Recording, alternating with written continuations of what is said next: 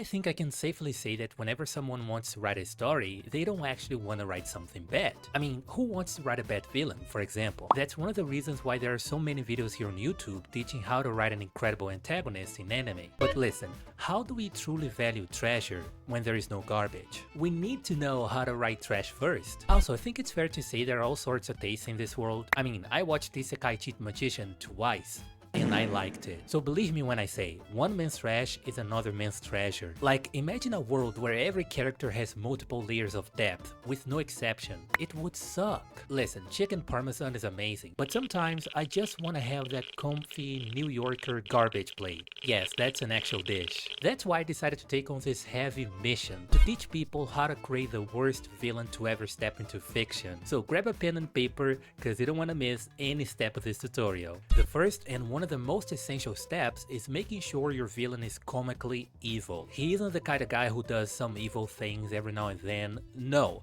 he needs to be the second incarnation of hit. Don't let his morality be gray. Don't give it any kind of nuance. Like, yeah, he's evil, but he refuses to fight weak people because they don't pose any threat.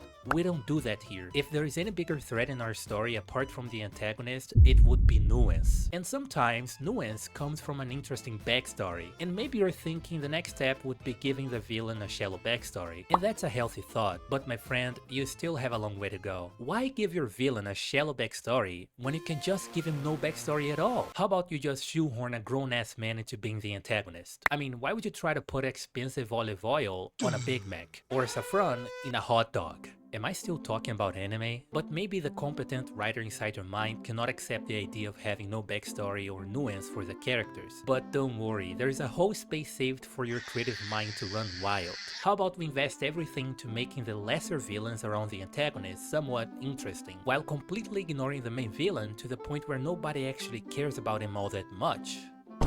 Because what better way to cause frustration than showing your audience everything you could do, but don't. Listen, people value light more because there is darkness. So contrast is everything when it comes to writing a bad villain. Now, even a bad villain has to have his own dialogue. So why don't we just make our villain never shut up? I mean, why would you make him strategize in silence and attack at the perfect moment? If you do that, you're making the villain better. Better is my enemy. That's why your villain needs to lay his entire plan on the table in the middle of the fight, so he can give the protagonist not only time to strategize, but also a chance to find flaws in it. You must make every fight against your villain a chore to watch. It can't be fun. Why not just write a wall of text? He needs to show up at the worst possible moments. You know when you're building up some romance between the protagonist and the main girl? That moment when the viewer is wondering if there is finally gonna be a kiss? That's when the villain shows up. He needs to be what I call a coitus preventus. Anytime there is even the slightest possibility of real romance developing, you just throw this guy in the middle. You might be saying, Nori, that's my name by the way,